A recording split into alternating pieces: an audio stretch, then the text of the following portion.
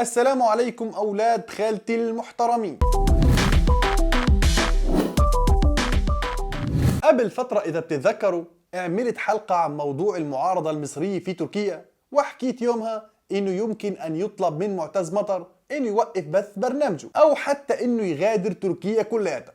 وبالفعل صاروا الشغلتين، تم إيقاف برنامج معتز مطر وطلب منه مغادرة الأراضي التركية. عندنا هون وكالة الأناضول، وهي تعتبر من أهم وكالات الأنباء في تركيا، بل تعتبر شبه رسمية.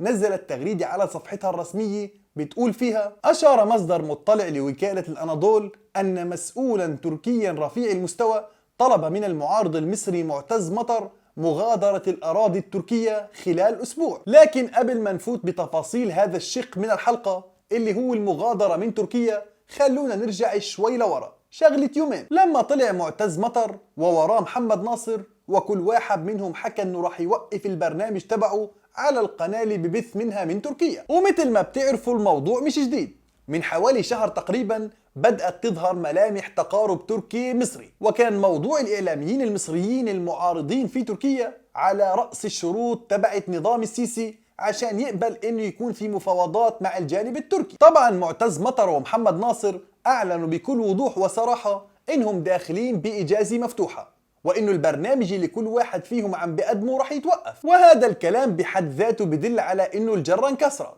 يعني صار واضح انه في قرار بوقف هاي البرامج بضغط تركي استجابة لشروط المخابرات المصرية. ما هو يا بن خالتي لو كان الموضوع غير هيك، يعني لو كان موضوع تخفيف اللهجة شوي او تغيير طبيعة البرنامج، كانوا استغلوا انه رمضان جاي وبقولوا يا جماعة نحن راح نريح لنا شوي برمضان وبنشوفكم بخير ان شاء الله بعد العيد. بس ما صار هيك. اللي صار انه معتز اعلن بوضوح وقف برنامجه اللي بلش من العام 2014، وقال انه ما بده يسبب حرج لا لتركيا ولا لقناة الشرق اللي هو شغال فيها. عدنا بثلاث حلقات فقط من مع معتز، حضراتكم شفتوها كلكم. الدنيا قامت وما عادتش. 3 حلقات تحدثنا فيها زي ما كنا بنتحدث طيلة السنوات، وفضحنا وكشفنا كما كنا نفعل من 2014 وكما كنا نفعل دوما بفضل الله وحده، ثابتين على العهد والحق. فعلت ما وعدتكم به بالأمس وقبل الأمس، أننا لن نغير مبادئنا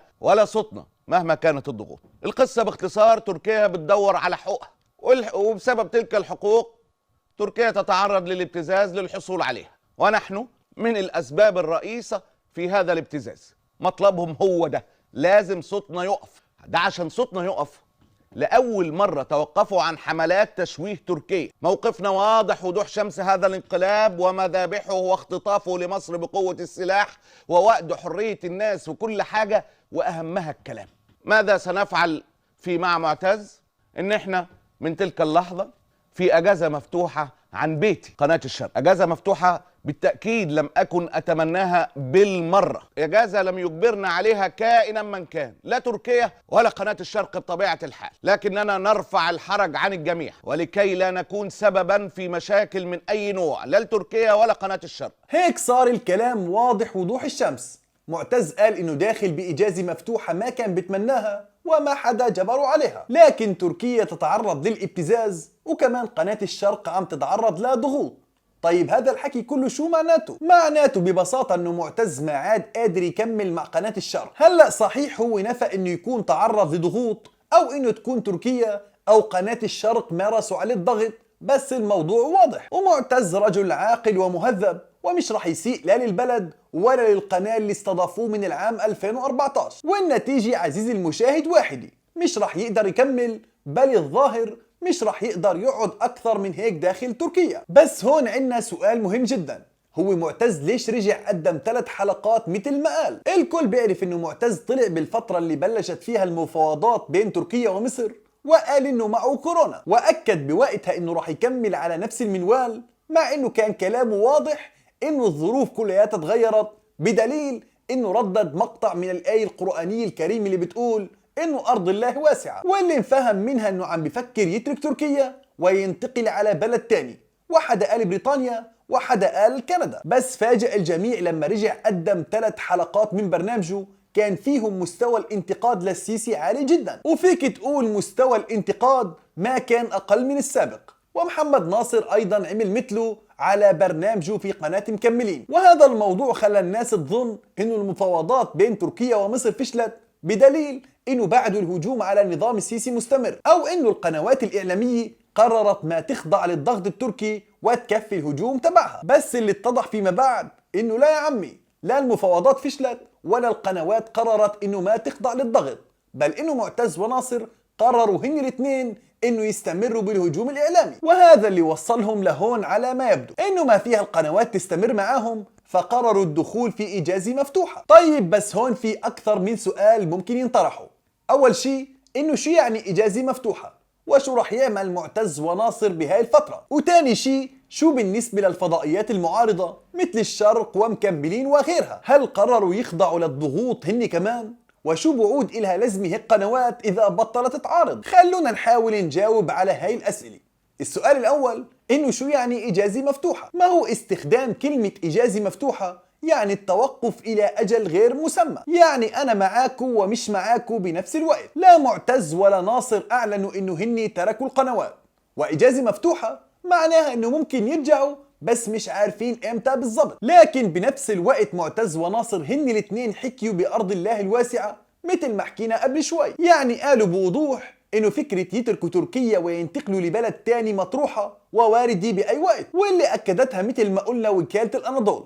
طبعا هون في فرق كبير بين هو يترك تركيا وبين الجماعة هناك يقولوا له الله معك شوف لك شي بلد تاني. لكن في شي مهم نذكره، إنه اللي عملوه معتز وناصر بآخر كم حلقة طلعوا فيها بين بوضوح إنهم مش بوارد إنه يتراجعوا عن الهجوم الإعلامي على النظام السيسي. والدخول في إجازة مفتوحة أيضا بين بوضوح إنه ما فيهم يكملوا مع هاي القنوات. طيب وكيف الإجازة المفتوحة راح تحل هاي المشكلة؟ الجواب عزيزي المشاهد هون يعني مش واضح. يعني فيه الواحد يستنتج إنه يمكن يكون انطلب منهم إنه يا جماعة طولوا بالكم وخلينا نشوف المفاوضات بين تركيا ومصر لوين راح توصل. ما هو يمكن المفاوضات كلها تفشل، فما تكونوا انتوا السبب او الحجة اللي ممكن حدا يستغلها عشان يفشل المفاوضات. وما ننسى هون انه تركيا إلها مصلحة اقتصادية واستراتيجية كتير كبيرة في التوصل الى اتفاق مع مصر بخصوص شرق المتوسط. ومن الاخر مش راح تقبل تركيا انه نظام السيسي يتلكك، يعني ياخد حجة انه معتز وناصر بعدهم عم بيهاجموا السيسي عشان يفشلوا المفاوضات. ويا معتز ويا ناصر طولوا بالكم شوي لنشوف شو راح يصير، وريحوا لي حالكم كم اسبوع وبنشوف. المقابله اللي عملها معتز مطر مع الجزيري كان واضح انه مش متفائل، يعني الرجل حكى فيها انه ما بحب يكون عبء على حدا، وانه هو كان متوقع انه برنامجه يوقف، بل انه استمرار البرنامج هو الشيء اللي مش طبيعي.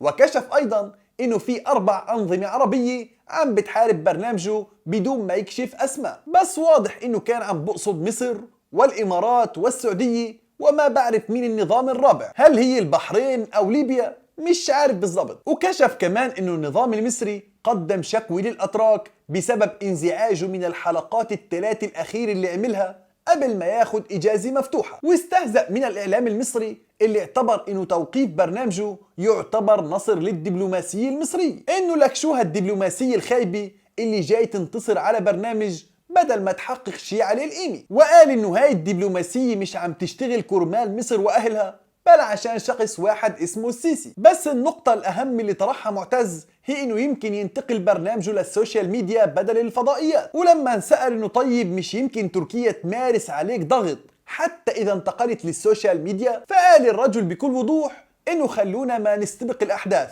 وإذا حدث ذلك فلكل حادث حديث. وقال أيضا إنه بيعتقد إنه التفاوض اللي حصل بين النظامين المصري والتركي كان حول القنوات الفضائية فقط. وهاي الجملة الأخيرة جملة كتير مهمة وممكن توضح لنا كثير أمور. الأمر الأول إنه فعلا في مفاوضات بين تركيا ونظام السيسي، والأمر الثاني إنه أحد شروط نظام السيسي في التفاوض بتعلق بالفضائيات المعارضة اللي عم بتبث من تركيا. بس هذا رح يخلينا نفوت للسؤال الثاني اللي سألناه بالأول، إنه شو بالنسبة لهاي الفضائيات؟ يعني معقول يكون مطلوب بس توقيف معتز ومحمد ناصر؟ البعض بقول لك مخابرات السيسي اشترطت إنه معتز ومحمد ناصر ما يظهروا بأي برنامج على أي فضائية، حتى لو كان في برنامج طبخ أو برامج أطفال. يعني فيك تقول الغضب على هدول الاثنين.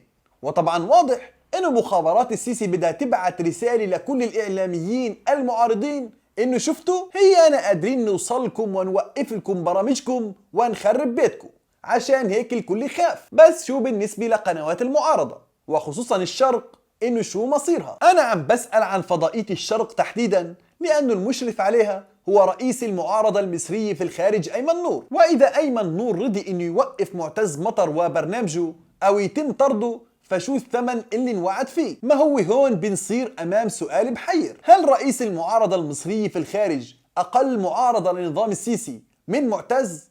إنه كيف بتزبط هيك؟ وإذا كان أيمن نور رضي إنه يوقف معتز وبرنامجه، بل ربما رضي إنه يتم طرد معتز خارج تركيا، فشو رح يعمل إذا انطلب منه بعدين مجموعة طلبات تانية بحجة إنه ما يعيق المفاوضات التركية المصرية؟ بعدين كيف بيقبل أيمن نور إنه أصلاً المعارضة تبين إنها في موقف ضعف أو إنها بتخضع للإملاءات أو الضغوط؟ يعني بعبارة تانية لازم نشوف شو رح يعمل أيمن نور بصفة رئيس المعارضة، وخصوصاً إنه هذا التنازل عم بيجي بالوقت اللي النظام المصري عم بتعرض لضغوط كتير كبيرة من أوروبا وأمريكا بخصوص حرية الرأي والتعبير. وكمان قناة مكملين التابعة للإخوان المسلمين في تركيا فينا نسألها نفس الأسئلة، هل هناك مفاوضات بين النظام المصري والمعارضة المصرية في تركيا وخصوصا أيمن نور والإخوان المسلمين؟ وهل ما يجري هو ضمن ترتيبات متفق عليها؟ إذا كان الحكي هيك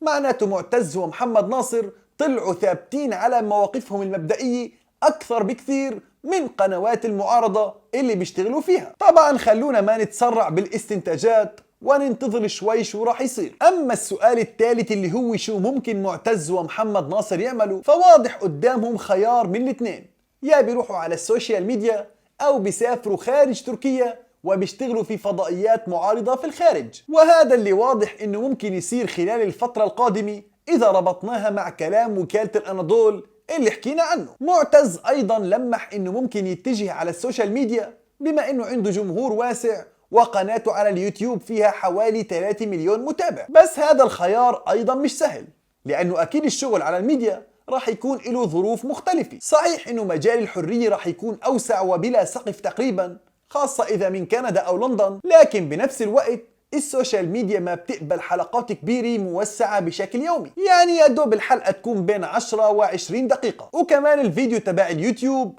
راح ينقصوا كتير من التقنيات اللي موجودة في الاستديوهات، مثل الجرافيك والترجمة والتصوير الممتاز وغيره، وهي شغلات لازم يتم أخذها بعين الاعتبار. ومع هيك يا بن خالتي مش هون القصة، أحد أهم شروط نجاح أي إعلامي إنه يكون عم بيشتغل ضمن فريق عمل ومؤسسة بتتبناه، لأنه المؤسسة مش بس بتأمن له الحماية والمساعدة، بل كمان بتقدم له الخدمات الإعلامية والمصادر اللي بيحتاجها أي إعلامي. وهذا الشيء صعب جدا إنه يتوفر في أي عمل فردي. اليوتيوب ممكن ينفع للفن أو للفكر أو حتى للتقارير أو تقديم وجهات نظر سياسية، بس صعب إنه يقدم مادة إخبارية سياسية منافسة. على كل حال يا بن خالتي، أنا من جهتي أتوقع جدا إنه خلال الفترة القادمة كم يوم أو كم أسبوع يعلن معتز ومحمد ناصر مغادرتهم الأراضي التركية. أما بالنسبة لكل هاي القصة اللي صارت، فأعتقد بكفيهم فخر إنه توقيف برامجهم